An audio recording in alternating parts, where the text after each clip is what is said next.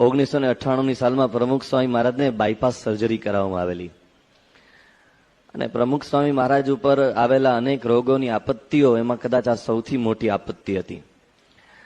કારણ કે ડોક્ટરોએ સ્વામી બાપાને કહ્યું કે તમારે હમણાં બાયપાસ સર્જરી કરાવવી પડશે. અને ડોક્ટર મોઝેસ કરીને બહુ જ મોટા અમેરિકાના ખ્યાતનામ કાર્ડિયોલોજિસ્ટ, એમણે બાપાને ત્યાં સુધી કહ્યું, સ્વામી જો મારા ફાધર હોય તો હું આને આ એન્જિયોગ્રાફીના ટેબલ ઉપર જ હું બાયપાસ સર્જરી કરવાની સલાહ આપું. અને ડોક્ટર શ્વોર્ટ્સ, જેનો આસિસ્ટન્ટ કાર્ડિયોલોજિસ્ટ હતો, ચુસ્ત જીવ, એણે કહ્યું કે સ્વામી, એટલે આપણા એક ડોક્ટર મહેન્દ્રભાઈએ પ્રશ્ન પૂછ્યો કે અમે જરા પછી કંઈક વિચાર કરીએ તો જરા સારા ડોક્ટર ને બીજાને, અરે બીજી કોઈ સારી હોસ્પિટલમાં અમે જરા જઈએ. હવે લેનોક્સ હિલ હોસ્પિટલ એ દુનિયાની નંબર 1 હોસ્પિટલ કહેવાય છે, એમાંની એક, સારામાં સારી હોસ્પિટલોમાંની એક. પણ છતાં આપણા સત્સંગને એમ કે આપણે હ્યુસ્ટન જઈએ, અને હ્યુસ્ટનમાં ડોક્ટર ડેન્ટન કુલી છે, એ વિશ્વનો બહુ ખ્યાતનામ એ કાર્ડિયાક સર્જન છે, અને એને સ્થાપેલી હોસ્પિટલમાં ક્યાંક થાય તો સારું. એ આપણા એક બે સત્સંગીઓની મનમાં કંઈક ઈચ્છા હશે. આ તો બધું સેકન્ડ્સમાં બધું બનતું હતું. અને સ્વામી બાપાને પેલા શોર્ટ્સે કહ્યું કે માઇન્ડ વેલ, તમારે જે કરવું હોય તે, પણ હું તમને એક સલાહ આપું કે હું છેલ્લા 20 વર્ષથી કાર્ડિયાક કેથેટરાઇઝેશન કરું છું, જેને આપણે એન્જિયોગ્રાફી કહીએ ને, એવા પ્રકારની પ્રક્રિયા છેલ્લા 20 વર્ષથી કરું છું.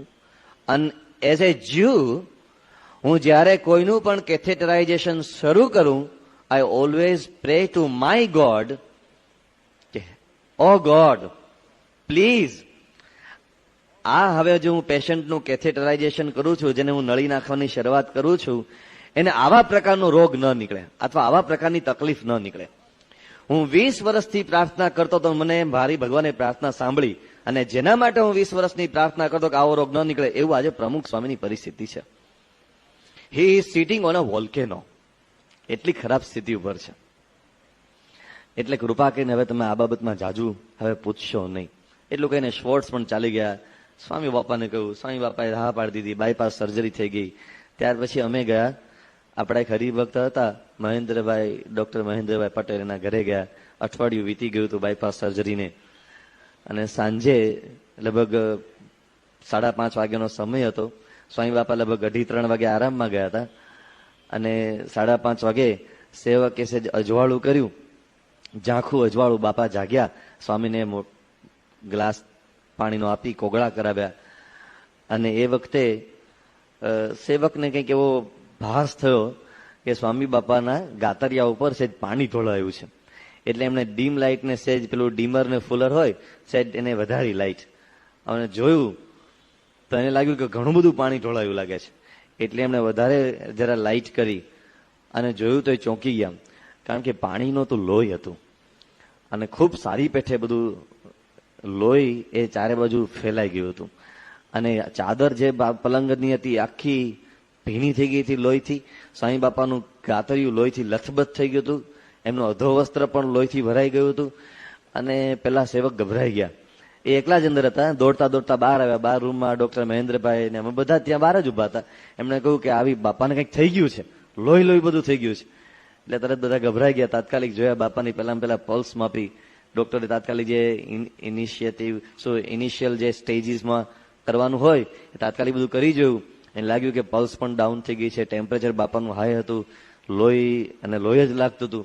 તાત્કાલિક ડોક્ટર સુબ્રમણ્યમ, જેણે બાપાની બાયપાસ કરી હતી, એમનો કોન્ટેક્ટ કરવાનો પ્રયાસ કર્યો, મળ્યા નહીં. એટલે બીજા એક આસિસ્ટન્ટ સર્જન હતા ડોક્ટર જ્હોન મેકકેબ, એનો સર્જન કર્યો. ડોક્ટર જ્હોન મેકકેબે કહ્યું કે તમે તાત્કાલિક એમનો એક્સરે કરાવો. પણ કમનસીબે સન્ડે હતો, એક પણ એક્સરે ખુલ્લા નહીં. ચારે બાજુ તપાસ કરી. અને એક બ્રોન્ક્સમાં, એટલે ન્યુયોર્કના એક બાજુના છેવાડાના એક પરામાં દૂર એક જગ્યાએ ખુલ્લું હતું.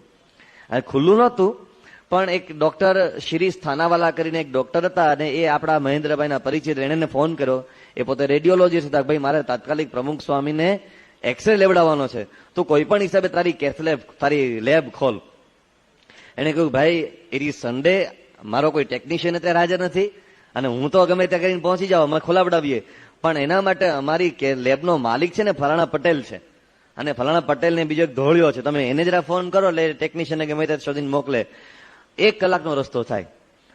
જ્યાં બાપાનો ઉતારો ત્યાંથી, કારણ કે બીજી એક બે લેબ ખુલી હતી પણ ત્યાં સ્ત્રી ટેકનિશિયનો હતી, એટલે એ પાછી બીજી આપણી મર્યાદા નડતી હતી.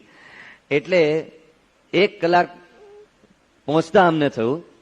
એ પેલા તો સ્વામીના 2-3 વખત વસ્ત્ર બદલી નાખ્યા. ખબર પડી લોહી ક્યાંથી આવે છે, તો સ્વામી બાપાને બાયપાસ સર્જરી કરતી વખતે અહીં નીચેથી ફેફસાની નીચે એબ્ડોમિનમાં પાણી ભરાય ને, એ ત્યાંથી પાણી ખેંચવા માટે એક નળી નાખી હતી અને ત્યાં ટાંકા લીધેલા, ટાંકા તૂટી પણ ગયા અને એમાંથી કોઈ પણ કારણસર ત્યાંથી આ બધું ફ્લુઇડ બધું બહાર નીકળતું. એટલે બધા જ ગભરાઈ ગયા હતા. હવે અમે ત્યાં ગયા.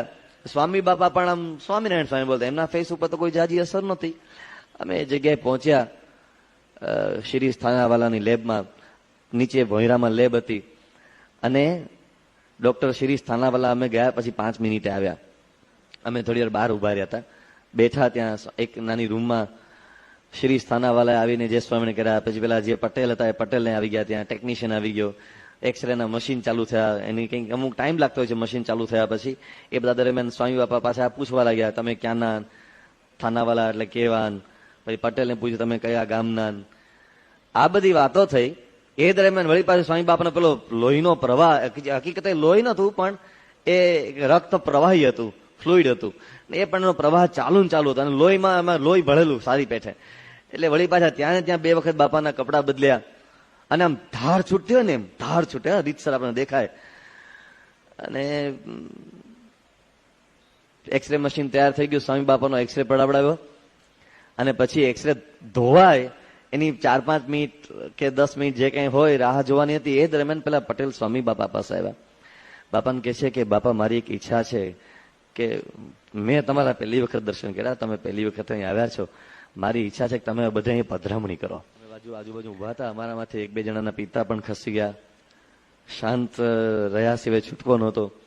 ભાઈ તમે જોવો તો ખરા કઈ પરિસ્થિતિ છે. અને ડોક્ટર સુબ્રમણ્યમનો મીનવાઇલ ફોન આવી ગયો. એ કે આ બહુ ગંભીર પરિસ્થિતિ કહેવાય, કારણ કે પલ્સ હજી થોડી આગી પાછી થાય છે અને આ બહુ સારી પરિસ્થિતિ નથી. એટલે પ્રમુખ સ્વામી મહારાજનું હમણાં તાત્કાલિક ટ્રીટમેન્ટ લઈ અને પેલા બાપાના એના આસિસ્ટન્ટ સર્જન હતા ડોક્ટર, એને તાત્કાલિક રવાના કર્યા. તમે ત્યાં જાઓ. બીજા આમાં વધારે કામ તો ફિઝિશિયનોનું હતું, પણ છતાં એક સર્જિકલ જે એના હેડ હતા એને પણ થોડું કંઈક જોવું પડે એ હતું. તે સર્જન બીજા હતા એને પણ રવાના કર્યા કે જલ્દી સ્વામી સુધી પહોંચે. હવે એ બધી પરિસ્થિતિમાં પેલા ભાઈ સ્વામીને પરિધરામણીનું કહે છે એટલે અમે બધાને છે ને શર્ટ પાછળથી ખેંચવા માંડ્યા કે પેલા ભાઈ તમે આમ. સ્વામી બાપા કહે છે કે ના ના રહેવા દો, આપણે પધરામણી કરી નાખી. પધરામણી નીકળ્યા. એમની લેબ ઘણી મોટી હતી, બહુ મોટી લેબ હતી. એમાં MRI પણ થતું હતું, સીટી સ્કેન પણ થતું હતું, ને એઇડ્સના એલિઝા ટેસ્ટ ને ફલાણા ટેસ્ટ ને જાત જાતના ટેસ્ટ થતા, બધું લાંબી બહુ મોટી પહોળી લેબ હતી. એટલે બાપાને વ્હીલચેરમાં બેસાડ્યા. વ્હીલચેરમાં બેસાડતી વખતે પણ મને યાદ છે કે એક વખત ફરીથી કપડાં બદલ્યા, કારણ કે હજુ પાણીનો પ્રવાહ વહેતો હતો, લોહીનો પ્રવાહ ચાલુ હતો. બાપાને બેસાડ્યા. એમના મોઢા ઉપર આમ કોઈ ખબર ન પડે આપણને, સ્વામી બાપાના ફેસ ઉપર તો. પછી એક રૂમમાં પેલા ભાઈ આગળ ચાલે, બાપાને બતાવે સ્વામી જો આ અમારી ફલાણી રૂમ, અહીંયા અમારે ફલાણા પ્રકારના ટેસ્ટ ચાલે છે અને બાપા અહીંયા આટલા પ્રકારના દર્દીઓ આવતા છે. બાપા એ રૂમમાં જાય, અંદર ફૂલ છાંટે, પાછા મશીન પેલું માહિતી આપે, ત્યાંથી બીજા રૂમમાં, ત્યાંથી ત્રીજા રૂમમાં, ચોથા રૂમમાં, એમ એક પછી એક રૂમમાં બધું ચાલતું હતું. છેલ્લે એક સાંકડી ગલી આવી. હવે એ ગલીમાંથી છે ને બાપાની વ્હીલચેર જાય તેમ જ નહોતી. અને પછી પેલા અમે કહ્યું બાપા અહીંથી દૂરથી છાંટી દો એમ ફૂલ. સાંઈ કે ના ના આપણે જવું છે. પેલો કે ના બાપા આવો, પધારો પધારો.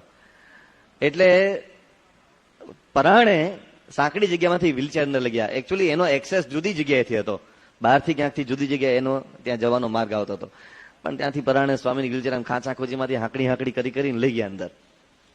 અને ત્યાં બાપાને પેલા એવા કે સ્વામી આ MRI મશીન છે અહીંયા, અને અહીંયા અમે આવા પ્રકારના ટેસ્ટ કરી છે. આપણા સંતો પણ અહીંયા આવેલા છે, 1-2 સંતોને પણ આવી તકલીફ હતી, તો અહીંયા અમે એને કરી આપ્યું, તો આમ છે તેમ છે. સ્વામી કે આપણી વ્હીલચેર હજુ અંદર લો, હજુ અંદર લો. સ્વામી બારણું આવી ગયું, હવે ચાલશે. સ્વામી અંદર લો.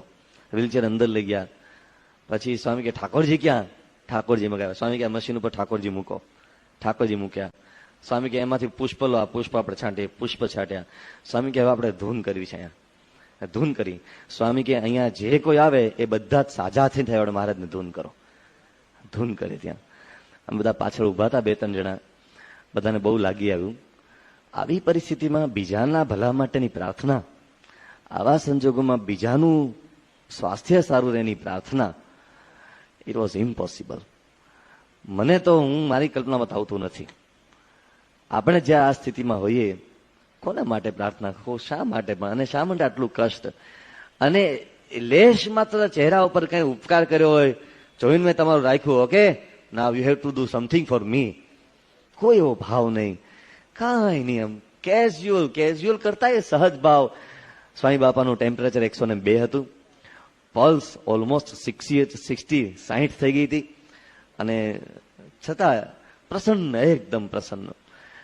જીવનના આ તબક્કે પણ લોકોના ભાવ પૂરા કરવા, લોકોની મુરાદો પૂરી કરવી, લોકોની ઈચ્છાઓ પૂરી કરવી. હમણાં એક ભાઈનો આપણે પ્રસંગ સાંભળ્યો, એમણે પત્ર લખ્યો અને ત્રીજા દિવસે બાપાનો જવાબ આપ્યો.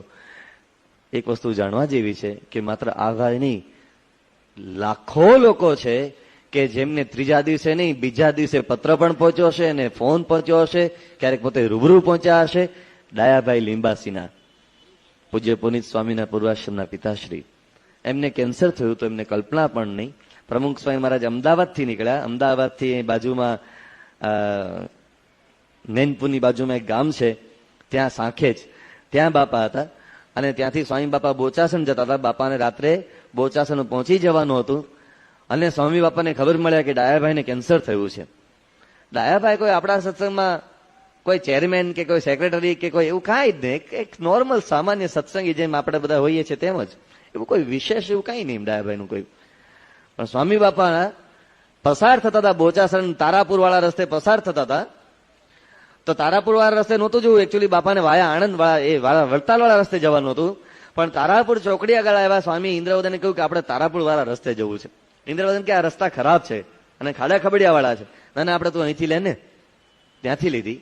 લીંબાસી ગામ આવ્યું ને, સ્વામી કીધું ધીરી પાડ, આપણે ગામમાં અંદર લેવું. રાતના 10 વાગે લીંબાસી આખું ગામ સુઈ ગયું હતું, શિયાળાનો સમય, આખું ગામ સુઈ ગયેલું. સંગે ગાડી અંદર લે. તો અહીંયા કોનું કામ છે તમારે અત્યારે? પાછળ સેવકો જરા આગા પાછા થવા લાગે. સ્વામી આપણે બોચાસણ પહોંચી જઈએ, 10 વાગ્યા છે, બોચાસણ પહોંચતા રાતના 12 વાગશે. સ્વામી કે તમે બધા બેસો ને, આપણે જેમ થાય છે એમ થવા દો ને. કીધું હું ગાડી લે. અને એમ કરતા કરતા સ્વામી બાપાએ ગાડી ગલી ખૂચીમાંથી પોતે માર્ગ બતાવ્યો અને એક દરવાજા આગળ ઉભો રખાયો. બાપા કે ખખડાવો ને, કે ડાયાભાઈ છે. ગલી ખખડાવી. ડાયાભાઈ સુતા હતા, કેન્સરગ્રસ્ત, જીવનના છેલ્લા શ્વાસ લઈ રહ્યા હતા. અને એકદમ ડેલી ખખડી એટલે કોઈ ખોલવા માટે આવ્યું, ખોલીને જોયું તો ઇન્દ્રવદનભાઈ બેઠા ઉભા હતા, અને પાછળ સંતો જોયા કે કેમ, કે પ્રમુખ સ્વામી આવ્યા છે. ડાયાભાઈ ચોધાર આંસુએ રડી પડ્યા. મને વિશ્વાસ હતો મરતા પહેલા એક વખત મને પ્રમુખ સ્વામીના દર્શન થશે. થઈ ગયા મને. બાપા એને આવા કેટલા લોકોની લાગણીઓ પૂરી કરી છે, અકલ્પ્ય છે.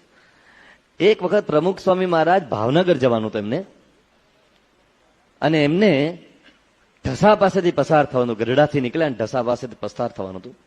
રસ્તામાં કાળુભાર નદી આવી. કાળુભાર નદી ચોમાસામાં બેવ કાંઠે છલકાતી હતી. પ્રમુખ સ્વામી મહારાજ પાસે એક જૂની ખખડધજ પેલી ગાડી હતી, ફાર્ગો, અને બહુ ખરાબ સ્થિતિમાં ગાડી હતી. સ્વામી બાપા ચલાવતા હતા, અને એ વખતે એ વોકળામાંથી ગાડી પસાર થાય તેમનું તો ગાડી પાર કરીને ઉભા રહ્યા કે વોકળામાં પાણી ઓછું થાય પછી આપણે જઈએ. હકા બાપુ સાથે હતા, અને પેલા એ ડ્રાઈવરે પછી બાપાને કહ્યું સ્વામી હવે ક્યાં સુધી આપણે રાહ જોઈશું, ગાડી નાખવી છે, પાણીમાં થોડુંક તરી જવાશે, આમ તો નીકળી જવાશે, બહુ વાંધો નહીં આવે. સ્વામી કે નાખો. ગાડી નાખી અને ઘૂં કરતી ગાડી વચ્ચે ઉભી રહી ગઈ. પાણીમાં પાણી એન્જિનમાં ઘરી ગયું અને ગાડી કઈ ચાલે નહીં. સ્વામી બાપા જાતે ધક્કો મારવા લાગ્યા, કઈ થયું નહીં. વરસાદ ચાલુ હતો, અને પછી એ સમયે સાથે ભાવનગરના આપણા એક હરિભક્ત છે રાજગુરુ, એ ભેગા હતા. સ્વામી બાપા એને કહ્યું કે તમે હું આપણે 2 જણા જઈએ, અહીં બાજુમાંથી આપણે કોઈ ગાડું બાડું માગી લઈએ, અને ઢસામાં દયાળજીભાઈ કહીને આપણે હરિભક્ત છે, ત્યાં સુધી પહોંચી જઈએ આપણે દયાળજીભાઈને ત્યાં, અને પછી ત્યાંથી કઈ બસ કે ટ્રેન કે કઈ બીજી કઈ જે વ્યવસ્થા ત્યાંથી આપણે જઈશું, અથવા બીજી કઈ ટેક્સી બેક્સી કઈ ક્યાંક મળતું હશે તો ત્યાંથી આપણે કરીને વ્યવસ્થા કરીને જઈશું. એટલે સ્વામી બાપા પેલા કે આપણે 2 ચાલવા માંડીએ, અને મારી સાથે સંતને જોડમાં લઈ લો એમ. પેલા કે આ સ્વામી ચાલો, અને સાથે કદાચ હકા બાપુ પણ ભેગા ચાલ્યા. અને કાઠિયાવાડની એ માટી પગે લોંદા ચોંટે, રસ્તા ઉપર નહોતા ચાલતા, સ્વામી આડા રસ્તે ચાલતા હતા, ખેતરોમાંથી ચાલતા હતા. પગ છે ને તે મણમણ વજનિયા થઈ જાય ને પગે, એટલા ગારાના લોંદા ચોટે. કોઈ કાઠિયાવાડની કાળી માટીમાં ચાલી જજો, ખબર પડશે વરસાદમાં. તો સ્વામી બાપા પોતાનું પોટલું જાતે ઉંચકેલું. એટલે પેલા પરાણે ખેંચી લીધું. સ્વામી કે ભલે ને મારી પાસે તો આપણે છે ને તેમ છે. અને ચાલતા ચાલતા ગયા, રસ્તામાં એક ગામ આવ્યું, નાનું ગામ. સ્વામી બાપાએ કહ્યું પેલા રાજગુરુને કે આપણે આ ગામમાંથી ગાડું મળતું જરા પૂછી જોઈએ. એટલે પેલા રાજગુરુ કહ્યું, આ સામે એક બારણું છે, ડેલી છે, એ ખખડાવો અને ત્યાંથી કદાચ આપણને ગાડું મળી જાય, પૂછી જો. એટલે ત્યાં ખખડાવ્યું અને ખોલ્યું તો એક ડોશીમાં હતા, વૃદ્ધ ઉંમર હતી. એમને પૂછ્યું કે આવી રીતે અમારે ગાડું જોઈએ છે ને અમારા ગુરુ પ્રમુખ સ્વામી મહારાજ વિચરણ કરતા કરતા નીકળ્યા છે ને આવી ગાડી અટવાણી છે અને અમારે ફલાણી જગ્યાએ સુધી પહોંચવું છે, તો તમારી પાસે ગાડું હોય તો થોડુંક મદદ માટે આપશો. પેલા કે પ્રમુખ સ્વામી કે હા, એ કે જમાડ્યા સિવાય ના મોકલું. કેમ? એ કે યોગી મહારાજના સમયથી હું ઈચ્છા કરતી હતી કે મારા ઘરે એક વખત પ્રમુખ સ્વામીની પધરામણી થાય, હું હવે ના છોડું. 20 વર્ષથી હું પ્રમુખ સ્વામીની રાહ જોઉં છું. અને ડોશીમાં એ પ્રમુખ સ્વામીને ગામમાં એ પોતાને ત્યાં પધરાવ્યા, જમાડીને મોકલ્યા. હકા બાપુ કે આટલા માટે ગાડી ખોટવાવી? આપણે સીધા અહીં ન પહોંચી શકત? કેટલા લોકોના ભાવ પૂરા કર્યા છે, કેટલા લોકોના. આપણે રઢુ ગામ છે બાજુમાં, એના આપણા એક હરિભક્ત શરીરમાં પતનો રોગ થયો હતો, બહુ ખરાબ રોગ. એટલો ખરાબ રોગ હતો કે એમના પુત્રો અને એના પત્ની એમની સેવા કરતા સંકોચાતા, કારણ કે ચેપી રોગ છે. અને ચામડીના ચેપી રોગને સેજ આપણને કંઈક થઈ જાય તો વળી પાછા આપણે પણ એ મુશ્કેલીમાં મુકાઈએ એવા સંજોગોમાં. પ્રમુખ સ્વામી મહારાજ બોચાસણ જતા હતા, આમને નડિયાદની એક હોસ્પિટલમાં દાખલ કર્યા હતા. અને આ એટલા બધા મનમાં કોચવાતા હતા કે મારા જેવો કોઈ પાપી નહીં હોય. આવો રોગ મને શા માટે થયો? આટલો ખરાબ રોગ, આખા શરીરે છે ને આમ ફતફતી ગયેલું આખું શરીર, આવો ચેપી રોગ. એટલે પોતાને પાપી સમજતા હતા કે મારા કોઈ પૂર્વજન્મના એવા પાપ હશે જે અત્યારે હું ભોગવું છું. અને એમ કરતા કરતા પોતાની જાતને ગાળો દેતા, કોસતા, એ હોસ્પિટલમાં પડી રહેતા હતા. પ્રમુખ સ્વામી મહારાજ પસાર થતા હતા બોચાસણ, અને નડિયાદ હાઈવે ઉપર કોકે સ્વામી બાપાને કહ્યું, સ્વામી આપણા ફલાણા હરિભગત છે અને મુશ્કેલીમાં. સ્વામી કે શું થયું છે? બાપા એમને પતનો રોગ થયો છે. સ્વામી કે આપણે ખબર કાઢવા જવું પડે. બાપા આપણે ક્યાં બહુ પરિચિત છે? નાના સ્વામી આપણો હરિભગત છે, જવું પડે આપણે. થોડું સ્વામી જાણતા હતા. બાપા ત્યાં પહોંચ્યા. પહેલાની કલ્પના નહોતી કે અહીંયા પ્રમુખ સ્વામી આવશે. અને પ્રમુખ સ્વામી મારા ત્યાં પહોંચ્યા અને રતનસિંહ ધ્રુસકે રડી પડ્યા. સ્વામી હવે મને આમાંથી મુક્ત કરો, આ શરીર હવે મારે નથી જોઈતું. સ્વામી બાપા એના પલંગ ઉપર બેઠા, એમના માથાથી માંડીને આખા શરીર પર એટલો બધો પ્રેમથી હાથ ફેર્યો. રતનસિંહ બેખડી બોલવા તો, બાપા મને હાથ ના ફેરવો, આ ચેપી રોગ છે. સ્વામી એની પરવા નહોતી. એમના પત્ની, એમના દીકરા એને હાથ નહોતા અડદાડતા. સ્વામી માથાથી માંડીને રોમે રોમમાં હાથ ફેર્યો. સ્વામી કે મહારાજ શાંતિ કરી દેશે, કઈ વાંધો નહીં આવે. રતનસિંહ બહુ રડી પડ્યા. બાપા ઉભા થયા, બાપા ગયા. રતનસિંહે પછી પોતાનું સ્ટેટમેન્ટ ફેરવી તોડ્યું કે આ રોગ મારા માટે પાપ નહીં પુણ્ય છે. મારા શરીર પર પ્રમુખ સ્વામીનો હાથ ક્યારે ફરત? પ્રમુખ સ્વામી મહારાજનો એક હાથ લોકોના એટીટ્યુડ ચેન્જ કરી નાખે છે. અસંખ્ય પ્રસંગો છે, અસંખ્ય પ્રસંગો. એને લોકોને જે મદદ કરી છે, ડાબો હાથ મદદ કરે ને જમણા હાથને ખબર નથી પડવા દીધી. આપણે તો પછી જગ્યાએ ગાઈએ કે મેં આને મદદ કરી છે. લાખો લોકો છે જેને એમને મદદ કરી છે, અને પર્સનલ. અને કેવા સંજોગોમાં ક્યાં મદદ કરી છે એ સાથેના સેવકને ખબર ન હોય, કોઈને ખબર ન હોય. એક હરિભક્ત પ્રતિજ્ઞા લઈને બેઠો હતો કે બાપા મારા ઘરે કોઈ પણ ભોગે આવવા જોઈએ. હવે એ એવા સંજોગોમાં પ્રતિજ્ઞા લઈને, એવી રીતે પ્રતિજ્ઞા લઈને બેઠો હતો કે કા મરી જવું, ખબર નહીં એને કઈ શું સૂજ્યું હશે, એવું કઈ હશે કઈ, અને એને કઈ ફેમિલીની ટસલ ને જાત જાતનું બધું હશે ને એવા સંજોગોમાં મુકાઈ ગયો હશે. હવે એ માણસ બાપાને મળ્યો, સ્વામી શું કરશું, મારે તો આવું મરવા જેવું થશે. સ્વામી કે તું કોઈને કહીશ નહીં, વ્યવસ્થા થઈ જશે. સ્વામીની તબિયત ખરાબ હતી. બાપા ગોંડલ આરામ કરવા માટે જતા હતા. જામનગરથી બાપા નીકળ્યા હતા, વાયા રાજકોટ ને ગોંડલ જવાનું હતું. અને સ્વામી ગોંડલ જતા હતા, વચ્ચે અચાનક જ સેવકોને કહે છે કે મને બહુ લઘુ લાગી છે. આજુ 2 વર્ષ પહેલાનો જ પ્રસંગ છે, બહુ જૂનો નથી. કે મને લઘુ લાગી છે, માટે ગાડી ઉભી રાખો. એટલે ગાડી ઉભી રાખી. સ્વામી કહ્યું રોડ ઉપર? હા સ્વામી અહીંયા નહીં, આપણા અંદર લઈ લો ને ગાડી. એટલે એક ખાંચા જેવો હતો ત્યાં અંદર લઈ ગયા. અંદર જ્યાં ગયા અને ત્યાં જઈને સંતોષ સ્વામી કીધું આપણા સામે છે ને જગ્યા, ત્યાં જઈએ, કોક ભાઈ હરિભગત નું જ લાગે છે, ત્યાં આપણે જઈએ. ત્યાં જઈને જોયું તો સંતો ચોંકી ગયા, કારણ કે પેલા તો ફૂલોની સેજ બિછાવી રાખી હતી અને સરસ મજાના ઢોલિયા તૈયાર રાખ્યા હતા અને ગરમ પાણી તૈયાર, પછી પેલું શું કહે કે સ્વામી માટે જ્યુસ તૈયાર. એટલે તમને ક્યાંથી ખબર બાપા અહીં આવવાના છે? કે અંતર્યામી જ બાપા, અમને પેલા કહી દીધેલું. કેટલા લોકોના આવા સંકલ્પ પૂરા કર્યા છે. આપણા હર્ષદભાઈ ચાવડા, એમને સ્વામી બાપાના કહેવાથી એક છોકરાને નોકરીએ રાખેલો અને એને થોડું કેશનું કામ સોંપ્યું. અને કેશના કામમાં પેલાને વિશ્વાસ આવ્યો હર્ષદભાઈને કે બાપાનો મોકલેલો છે તો સર્વાંગ શ્રેષ્ઠ જ હોય ને. સ્વામી બાપા તો કેટલા ઉપર ઉપકાર કરતા હોય એટલે મોકલ્યો હશે. અને પછી પેલો કઈ ખબર નહીં શું થયું કે બહુ મોટી રકમ નહોતી પણ 10,000 રૂપિયા જે હતા એ લઈને ગુમ થઈ ગયો. અને હર્ષદભાઈ પછી સ્વામી બાપાને કંઈક કાગળ કે ફોન કઈ કરીને જણાવ્યું કે બાપા આ પેલો માણસ હતો એ તો તમે કહ્યું પણ લઈને જતો રહ્યો, તમે મોકલો. સ્વામી કે પેલા માણસ હું મોકલું પણ તારે જરા આવી બાબત ઉપર તો જરા ધ્યાન રાખવું જોઈએ ને. સ્વામી કે બિચારો સત્સંગીનો છોકરો હતો, ગરીબ હતો, મુશ્કેલીમાં હતો, એટલે આપણે ખાધા ખોરાક એવી આપણે વ્યવસ્થા કરવી છે, એટલે મેં તારા માટે કહ્યું હતું. પછી એ બધું પતી ગયું. એક જગ્યાએ કોક જગ્યાએ પેલો છોકરો ભેગો થઈ ગયો આ ભાઈને, એટલે એમણે પેલાને પકડ્યો. પેલા તો આમ ધોલ બોલ ચડાવી દેવાની ઈચ્છા થઈ ગઈ, પણ એવું ન કરાય, આપણે સત્સંગી છે બિચારો આમ છે. વાત કરી તું ભલા માણસ આ લઈને જતો રહ્યો, આમ છે તેમ છે. એટલે પેલો છે ને જરા રોવા જેવો થઈ ગયો. એને કે ભાઈ હું શું કરું, હવે મારે મુશ્કેલી હતી ને છૂટકો નહોતો, મારા માથે એક દેવું હતું, એ જો ન દેવું લઉં તો મારા ઘરે બધાને હેરાન કરે, એટલે મારા હું કરવું પડ્યું. એટલે હર્ષદભાઈ કે તને ખબર છે તને કોણે મોકલ્યો હતો? તને પ્રમુખ સ્વામી મોકલ્યો હતો. તો તે મને કહ્યું હતું હું 10 નહીં તને 15,000 આપત, મદદ કરત તને, પણ તું આવું. એ કે મને એમ થયું તમે મને કદાચ નહીં મદદ કરો તો. એ હર્ષદભાઈ એને પ્રસંગો કયા. એ કે તને ખબર છે આ કોણ પ્રમુખ સ્વામી છે? એ કે અત્યાર સુધીમાં મને ખબર છે 500 માણસને મદદ તો હું જાણું છું કે બારોબાર કેટલાકને આ મદદ કરી છે, કેટલાકને તે મદદ કરીએ છે. કોકના ઘરે અનાજ મોકલાવ્યો છે, કોકના ઘરે એને પહોંચાડી દેજો આખા વર્ષનું અનાજ, ખબર ન પડે એવી રીતે.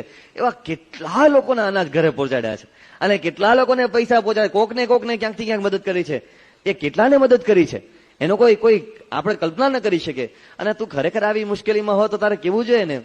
પછી જે પ્રસંગો કયા ને એ આપણી આંખમાં આંસુ લાવી દે. એક પ્રસંગ કયો કે પ્રમુખ સ્વામી મહારાજ 1990માં એમનો ભવ્ય જન્મ જયંતિ મહોત્સવ સારંગપુરમાં ઉજવાયો અને શાહી સન્માન. હું તો કહી શકું જો મારો કોઈ આવો જન્મ જયંતિ ઉજવે, જોકે ઉજવતા જ નહીં, મારો ઉજવવાનો નથી, પણ કદાચ આ તો તમને કોકને આમ કોઈ આમ કલ્પના આવે ઉજવે તો હું મહિના સુધી તો મારી છાતી ફાટું થાય. પ્રમુખ સ્વામી મહારાજનો એવો જન્મ જયંતિ મહોત્સવ હતો. હવે આ તો મારું ઉદાહરણ એટલા માટે આપું છું તમારું આપું તો તમને ખોટું લાગે, પણ બધાની આપણી એ જ પરિસ્થિતિ છે. પણ એવો શાનદાર જન્મ જયંતિ મહોત્સવ, અનબિલીવેબલ, અને કોઈની સાથે કમ્પેર ન કરી શકે. It was parallel to none. એવા જન્મ જયંતિ મહોત્સવમાંથી પ્રમુખ સ્વામી મહારાજ નીચે ઉતરે છે અને પ્રમુખ સ્વામીનો જય, પ્રમુખ સ્વામી મહારાજનો જય લોકો બોલતા હોય છે. અને પ્રમુખ સ્વામી મહારાજ મર્સિડીઝમાંથી પસાર થતા હતા.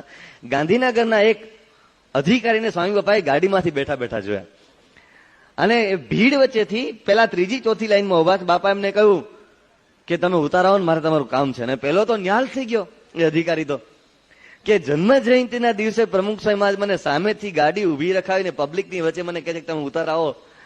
ન્યાલ થઈ ગયો. બાપાએ મને કેવી સ્મૃતિ આપી. એ અધિકારી ઉતારે પહોંચ્યા અને સ્વામી બાપાએ અધિકારીને કહ્યું કે બીજું કઈ કામ નથી, પણ આપણા ફલાણા આ બાજુમાં ગામડું છે ને, ત્યાં ફલાણું ગામ છે અને ત્યાં આપણા એક હરિભક્તોનો દીકરો છે ને નોકરી માટે એપ્લાય કર્યું છે અને ગાંધીનગરના કોઈ ખાતામાં પડી છે, સારા બિચારા પર કૃપા કરજો, નોકરી અપાવી દેજો ને.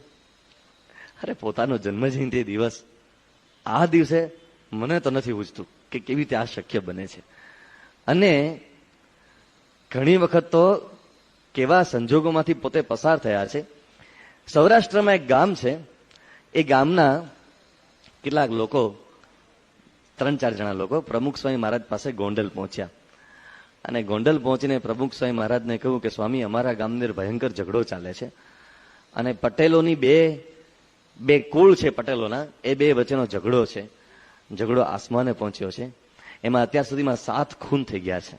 અમારા ગામમાં વગર પોલીસે કર્ફ્યુ છે, કોઈ હાથમાં શસ્ત્ર લીધા સિવાય બહાર નીકળતું નથી અને આ ઝઘડામાં હજુ બીજા કેટલાની લાશ પડે કઈ નક્કી નથી. જો તમે આવો તો જ શક્ય બને એમ છે. હવે એની થોડીક જ પળો પેલા કેવું બન્યું કે ડોક્ટર ઓટી સામાણી ઓધવજીભાઈ ત્રિભુવનભાઈ સામાણી એ પ્રમુખ સ્વામી મહારાજને કડક સૂચના આપી નીકળ્યા હતા, કદાચ 5 મિનિટ પહેલીથી, કારણ કે પ્રમુખ સ્વામી મહારાજના પગે સોજા હતા, અને પગે સોજા એ હૃદય રોગની એક ગંભીર નિશાનીઓમાંની એક નિશાની છે. એટલે એ ડોક્ટર ઓટી સામાણીએ પ્રમુખ સ્વામી મહારાજને કહ્યું, સ્વામી તમારે તો છે ને હવે બહાર કથામાં નહીં આવવાનું, તમારે રૂમમાં જ રહેવું જોઈએ, આવી આપની શારીરિક સ્થિતિ છે, એટલે કૃપા કરીને આપ છે ને હવે આરામ કરજો અંદર. અને બધાએ નક્કી કર્યું. એ વખતે ડોક્ટર સ્વામી, મહંત સ્વામી, કોઠારી સ્વામી, ત્યાગવલ્લભ સ્વામી બધાની તાત્કાલિક મિટિંગ બોલાવવામાં આવી. શરદ પૂનમનો દિવસ હતો, શરદ પૂનમનો બીજો દિવસ હતો, અને બધાએ બાપાને વિનંતી કરી, સ્વામી હવે આપનું વિચરણ આપ બંધ કરવાનું છે, આપે નથી ગામડાઓમાં જવાનું, અને હવે બધા સંતો કરશે, આમ છે તેમ છે, બધું બાપાને સમજાવ્યું. અને સ્વામી કઈ હા પણ પાડી, બધા ઉભા થઈને ગયા. અને ત્યાર પછી આ ભાઈ આવ્યા. બાપાને કહ્યું, સ્વામી આવવું પડશે તમારે. સ્વામીએ કહ્યું કે હું કાર્તિક સુદ 5મના દિવસે તમારે ત્યાં આવી જઈશ. સ્વામી આપ આવો, પણ સ્વામી કે તો વહેલા આવવું પડે, કે વહેલા આવવું પડે, બહુ મોડું થઈ જાય તો સ્વામી કીધું આજ પછી 5મા દિવસે આવીશ. સ્વામી 5 દિવસ તો બહુ કહેવાય. સ્વામી કીધું પરમ દિવસે આવીશ. અને સ્વામી જવા તૈયાર થયા. કોઈને ખબર નહીં. સ્વામી કીધું કોઈને કઈ કહેતા નહીં, અમે ત્યાં આવી જઈશું. અને બાપા ત્યાં પધાર્યા. ગામમાં જયારે પહોંચ્યા ત્યારે સામ સામે બધા ધારિયા લઈને ઉભા હતા. કોકને પતાવી દેવાના બધા મૂડમાં હતા. સ્વામી બાપાએ એક ગ્રુપને બોલાવ્યું, એની સાથે શાંતિથી બેઠા, બીજા ગ્રુપને બોલાવ્યું, એની સાથે શાંતિથી બેઠા, કોઈ માનવા તૈયાર નહીં. અને પટેલો વટ ઉપર ચડે ખલાસ, ક્ષત્રિયોને પાછા પડે. પણ સ્વામી બાપાએ બધાને સારી પેઠે સમજાવ્યા, અને એવી કક્ષા સુધી લાવ્યા કે બીજા દિવસે આખો દિવસ બાપા સવારથી પૂજા પાઠ કરીને બેઠા, બપોરે 2:30 વાગે જમવા ભેગા થયા. પછી વળી પાછા બેઠા, થોડો આરામ કરીને છેક સાંજના 8 વાગ્યા સુધી બેઠા, વળી પાછા રાત્રે બેઠા, નોન સ્ટોપ મીટિંગ. અને સ્વામી બાપાને 100 ડિગ્રી ટેમ્પરેચર તો ચાલુ જ શરીરમાં, પગે સોજા તો હતા જ. આ બધું થયું. અને છેલ્લે બીજા દિવસે જયારે બાપા 12 વાગે બહાર નીકળ્યા ને, ત્યારે ગામનું દ્રશ્ય કેવું હતું. ગામમાં લાપસીના આંધણ મુકાઈ ગયા હતા. ગામમાં લોકો એકબીજાને ભેટી ભેટીને જય સ્વામિનારાયણ કહેતા હતા. અને ગામમાં 2 માણસ કે જેના છોકરાઓ એ ધામમાં ગયા હતા, એ લોકો 2 રડતા હતા કે જો પ્રમુખ સ્વામી ના આવ્યા હોત તો આ ગામમાં કઈ દશા હોત. તો અને સ્વામી બાપાને તો પગે સોજા ને એની પરિસ્થિતિ એવી હતી. પણ આવા સંજોગોમાં ક્યાં સુધી વિચરણ કર્યું છે, કેવા એમણે કપરા સંજોગોમાં લોકોના કામ કર્યા છે. અને આશ્ચર્યની બાબત તો એ છે કે 15,000 ગામડાઓમાં વિચરણ કરતી વખતે એમણે આ સંસ્થાનો વિકાસ કેવો કર્યો છે. દુનિયામાં પેલા આપણા કેનેડાના બહુ જ મોટા નેતા બોબ કપલાન એ બોલી ગયા, it is world fastest growing religious institute, વિશ્વની સૌથી વધુ ઝડપથી વિકસતી સંસ્થા. એટલો વિકાસ કર્યો. એક બાજુ લંડન, શિકાગોથી માંડીને ગુજરાતના ગામડે ગામડે સંસ્કારધામો સ્થાપ્યા. અને સમાજ સેવાનું કયું ક્ષેત્ર છે જે પ્રમુખ સ્વામી આજે કાર્ય ન કર્યું. કાલે બ્રહ્મવિહારી સ્વામીએ તમને વિસ્તારથી ભૂકંપની વાતો કરી. અને ત્યાંથી માંડી અને છેક ઓરિસ્સામાં, ઓરિસ્સાને આપણે કોઈ લેવા દેવા નહીં, ગુજરાતને, ઓરિસ્સા પહોંચ્યા. ત્યાં નહીં, નૈરોબીમાં પેલી બોમ્બ બ્લાસ્ટ થયો અમેરિકન એમ્બેસી ઉપર, તો સ્વામી બાપાએ ત્યાં મદદ કરાવડાવી. અને દુનિયામાં ક્યાંય પણ નાના મોટા પ્રશ્ન હોય એમની ધૂન ન થયું બને જ નહીં. એ ધૂન કરે સિરિયસલી. નર્મદાના પ્રશ્ને આપણે બધા ખાલી નારા લગાવીને હોઈ જઈએ, એ જાગે છે રાત્રે. ગુજરાતમાં દુષ્કાળ હોય તો રાત્રે 2 વાગે જાગીને પ્રાર્થના કરે છે, સિરિયસલી પ્રાર્થના કરે છે. આપણે પોતાને પાણી ના આવતું તો આપણે શાંતિથી હોઈ જઈએ છીએ. તો કેટલા પરોપકારી હૃદયના સત્પુરુષ એ આપણા ગુરુ છે. અને આધ્યાત્મિક સ્થિતિ આપણે કોઈની સાથે કમ્પેર જ ન કરી શકીએ, એટલી ઊંચી આધ્યાત્મિક સ્થિતિ છે. હવે એનું આપણે ઋણ કઈ રીતે ચૂકવવા સવાલ છે. પણ એનું ઋણ જ કેટલું છે એ કલ્પી શકાય તેવું નથી. અપાર અપાર અપાર ઋણ છે. એ ઋણ ચૂકવવા માટે મને ફક્ત આપણા વડીલ સંતો પાસેથી જે 5-7 મુદ્દાઓ જાણવા મળ્યા છે, એ થોડાક મુદ્દાઓ આપણે નોંધવા જેવા છે. પહેલો મુદ્દો આપણને કહે છે કે ગુરુ ઋણ અદા કરવા માટે પહેલા તો ગુરુ વચનમાં જીવન બનાવવું. આપણા ગુરુની આજ્ઞા એ મુજબ આપણું જીવન બને, એ પહેલું ગુરુ ઋણ છે. એ મુજબ આપણે જીવન જીવીએ. બીજું, ઘણી વખત આપણે આશ્ચર્ય થાય કે પ્રમુખ સ્વામી મહારાજ એવી કોઈ જ આજ્ઞા કરતા નથી કે જે આપણાથી પાળી ન શકાય. એમની બધી જ આજ્ઞાઓ એ આપણે ઘરમાં સારી રીતે રહેતા પાળી શકીએ એવી જ આજ્ઞા હોય છે. પણ આપણી આળસ, આપણો પ્રમાદ, આપણા ઉપર ગુરુ ઋણ છે એવું કોઈ આપણને અહેસાસ ન હોવાના કારણે અથવા તો આપણને મહિમા ન હોવાના કારણે આપણે બધું આ ઓલ ઇન વેઇન જેવું હોય છે, આપણે કંઈ પાળતા નથી. પણ જો આપણે ખરેખર પ્રમુખ સ્વામી મહારાજને ગુરુ તરીકે સ્વીકાર્યા હોય તો એનું પ્રથમ લક્ષણ જ એ છે આપણે એના વચનો યથાર્થ પાળીએ. બીજી બાબત એ છે કે ગુરુમાં પ્રીતિ અને ગુરુમાં દિવ્ય ભાવ. પ્રમુખ સ્વામી મહારાજ એ હજુ આપણને કોઈ ત્રાહિત વ્યક્તિ લાગે છે. જે આપણને આપણો દીકરો લાગવો જોઈએ, કે આપણે આપણા પિતા સાથે જે નેહડો હોય છે, કે આપણા પરિવારના સભ્યો સાથે જે નેહડો હોય છે, એ હજુ એ પ્રીતિ થાય એ ખરું ગુરુ ઋણ ચૂકવ્યું કહેવાય. અને શ્રીજીમાં જે વચનામૃતમાં કહ્યું છે કે કેવી સત્પુરુષમાં પ્રીતિ કરવી, તો પોતાની સ્ત્રી, પછી પોતાના પુત્ર, પોતાના ભાઈ, એમાં જેવું હેત છે તેવું પોતાના ગુરુમાં, સત્પુરુષમાં કરવું જોઈએ.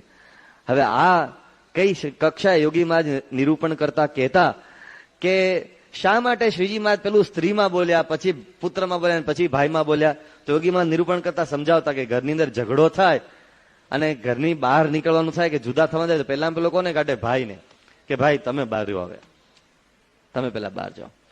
પછી ઝઘડો ચાલે તો પોતાના પુત્રને બહાર કાઢે, ના પછી તો પોતાના મા બાપને બહાર કાઢે, મા બાપ હવે તમે બહાર. પછી ઝઘડો ચાલે, વધારે ચાલે તો પુત્રને કે ભાઈ હવે તું પણ બહાર જા. અને પછી છેલ્લે બહાર કાઢવાનું હોય તો પત્નીને હોય જ નહીં, તો ભેગા ને ભેગા જોઈએ આપણે. તો શ્રીજીમાં જે ક્રમ બતાવ્યો છે કે કેવી આપણને પ્રીતિ છે, તો એક આપણા પરિવારના, આપણા લોહીમાં જે આપણા સગાઈ હોય છે ને એની સાથે બાંધીએ અને એમાં દિવ્ય ભાવ રાખીએ. આ બીજો. ત્રીજો મુદ્દો એ ગુરુના સંબંધ વાળા જે ભક્તો અને એમાં એવી પ્રીતિ ને એમાં એવો દિવ્ય ભાવ. આ આપણું કુટુંબ આપણને મનાવવું જોઈએ. આ સત્સંગની અંદર બધા આપણને કુટુંબી મનાય, આપણને આપણા દીકરા જેવા મનાય, બધા સત્સંગીના જે ઘર છે આપણને આપણા મનાય, એ પ્રકારનો ભાવ. આપણા મનોનો અર્થ નથી કે રાતે ત્યાં જઈને હુવા જતા રહીએ, પણ મદદ, એકબીજાની તકલીફ એ આપણને પોતાની તકલીફ લાગવી જોઈએ, એકબીજાના પ્રશ્ને આપણને પોતાના પ્રશ્ન લાગવા જોઈએ. એ આપણું આપણો એક પારિવારિક સંબંધ છે, આપણો આ પરિવાર છે, એ સાચાત્મા ગુરુનું. પ્રમુખ સ્વામી મહારાજના કોઈ સગા થઈએ છે આપણાથી? આમાંથી કોઈ? પ્રમુખ સ્વામી મહારાજ આપણને કેટલા પોતાના સગા માન્યા છે ને કેટલું કરે છે, અને કેટલો આમ ઝીણામાં ઝીણો વિચાર કરે છે. એક ખાલી ઉદાહરણ આપી દઉં નાનું, કે ગુરુકુળની અંદર ફી વધારવાની હતી. ગોંડલ ગુરુકુળની અંદર બાળકોની ફી વધારવાની હતી. અને પછી પેલા એ કહ્યું સ્વામી બાળકોની ફી વધારવી જ પડશે. કે કેમ? બાળકોને કે દૂધ આપણે આપીએ છીએ સવારે ને સાંજે, કાં તો દૂધ બંધ કરવું પડશે અને કાં તો બાળકોની ફી વધારવી પડે. સ્વામી કાં તો ગરીબ બાળકો છે, આપણા સત્સંગીઓના બાળકો છે અને બીજાના પણ બાળકો છે, તો ફી વધારી તો કેમ ચાલે? તો કે ના સ્વામી, તો પછી દૂધ નહીં અપાય. સ્વામી કે તમે કામ કરજો, 2 ટાઈમ દૂધ આપજો. આ હું એ સમયની વાત કરું કે જયારે સંસ્થામાં પૈસાની સખત કટોકટી હતી, ભયંકર કટોકટી. તો સ્વામી બાપા કે ના ના, આપણે તમે કામ કરો, એને દૂધ આપજો અને હું ગામડે ગામડે વધારે ફરીને ભીખ માંગીશ, પણ છોકરાને તમે દૂધ વિનાના નહીં રાખતા. આપણા છોકરાઓ છે, એને કેટલા પોતાના લાગે છે. એમ આપણને આ સત્સંગ સમાજ પોતાનો લાગવો જોઈએ. ચોથો મુદ્દો એ છે ગુરુ મહિમાનું પ્રસારણ. આપણે એક સારી સિનેમા જોયો હોય ને તો 2 જણને કહેવા જઈએ, જોવા જેવી છે, સખત બનાવે, શું એનું ડાયરેક્શન છે, શું આમ છે તેમ છે. અને તમે તો કદાચ અંદર અંદર કહેતા હશો, પણ એક ભાઈ મને કહી ગયા હતા કે સ્વામી તમારે પણ જોવા જેવી છે, આ તો જોવી જોઈએ. કારણ એમાં કોઈ સ્ત્રી પાત્ર નથી, પણ તમારે જોવી જ જોઈએ, અદ્ભુત છે. આપણે એ ભાઈને ગમી ગયા એને આપણે અભિનંદન આપીએ છીએ કે એમને કઈ કલાની કદર કરતા એને આવડતું હશે, જે હશે તે. પણ એક આવી બધી બાબતોમાં આપણે ગુણગાન ગાતા હોઈએ છીએ, તો આ ગુરુના ગુણગાન ગાવામાં કેમ આપણે પાછા પડીએ છીએ?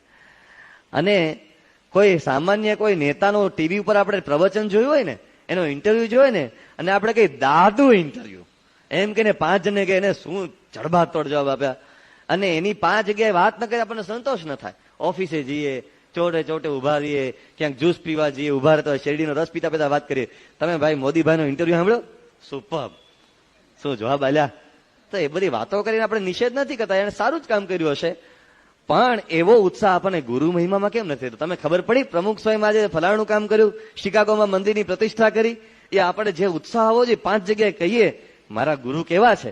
અને શિકાગોની પ્રતિષ્ઠાની એક બાજુ વાત મૂકો, તમે વેદ, ઉપનિષદ, ગીતા, ભાગવત, મહાભારત, રામાયણ અને કોઈ પણ ધર્મશાસ્ત્રમાં જેટલા સંતના લક્ષણ કર્યા છે બધા જ પ્રમુખ સ્વામી મહારાજમાં છે. એમાંથી કોઈ સદગુણની વાત કરી શકીએ આપણે. અને આગળ છેલ્લી બાબત, એમના મહિમાના પ્રસારણની સાથે છેલ્લી બાબત એ એમના કાર્યમાં ભળીએ.